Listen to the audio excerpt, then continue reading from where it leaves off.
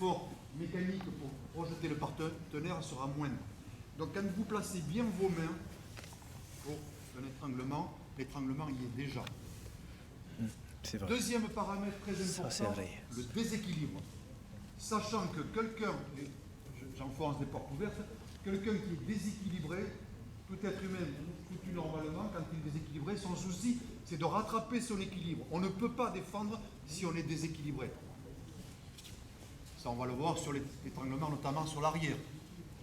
Quand on voit les étranglements qui sont faits derrière le partenaire, quand il n'y a aucun déséquilibre, quand c'est simplement les actions de bras, comme on dit dans le sud-ouest, à la maillotche, le mec va taper parce qu'il sait qu'à un moment donné, il faut qu'il tape, mais il n'est pas étranglé. Donc, premier point, bien placer les mains.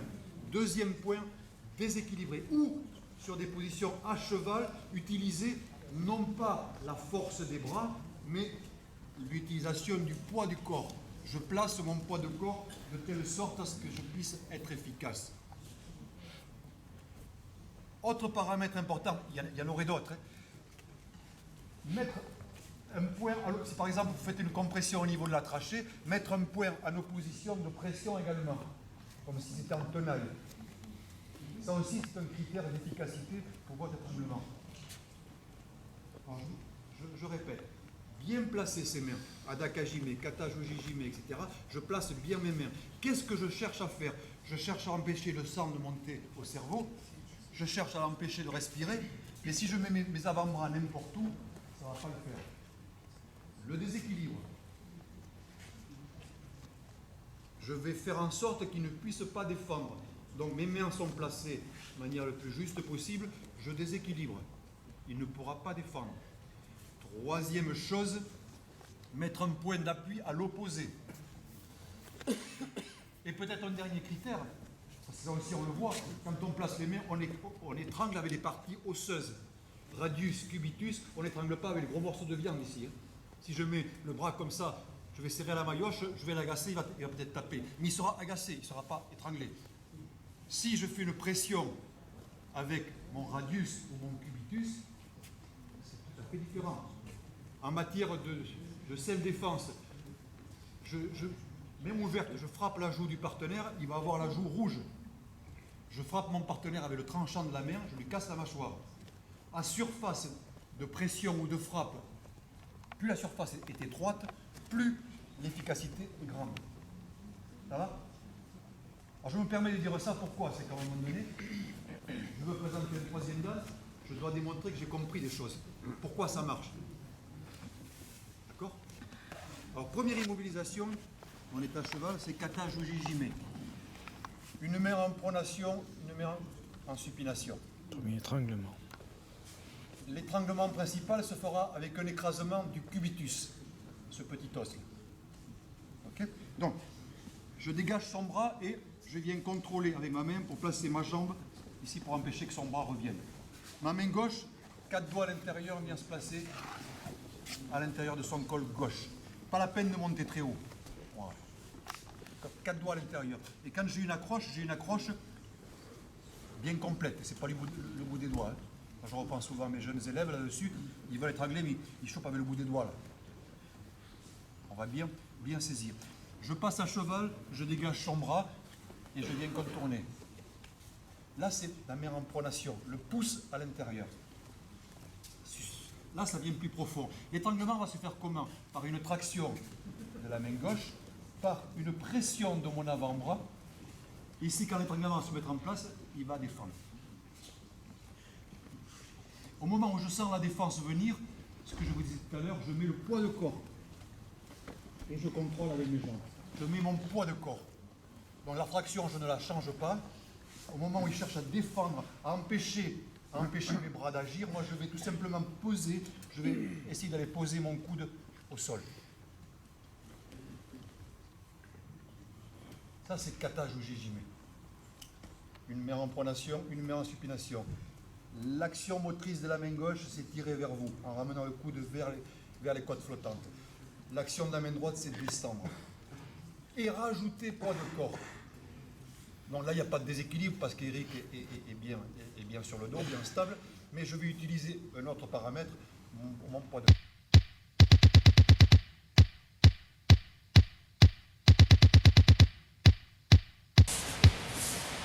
I let them do it correctly, slowly, as slow as possible, for you to understand easy. This is not a competition time. Learning time. You should learn something great.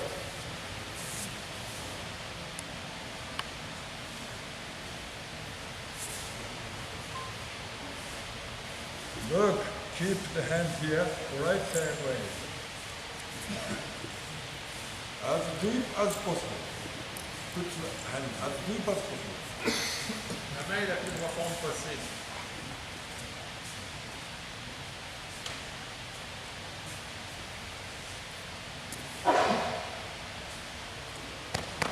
Shimiraza, in my opinion, almost no way to do. Just waiting to move. And じゃあ、180度向きを変えて、Now I let them change the position. Please watch carefully how you attack me. As deep as possible.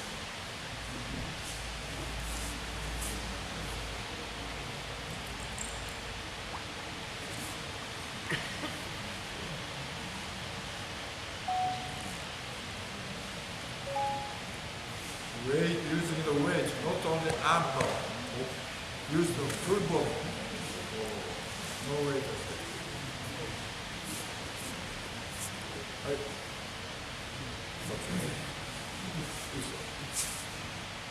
I let them go home.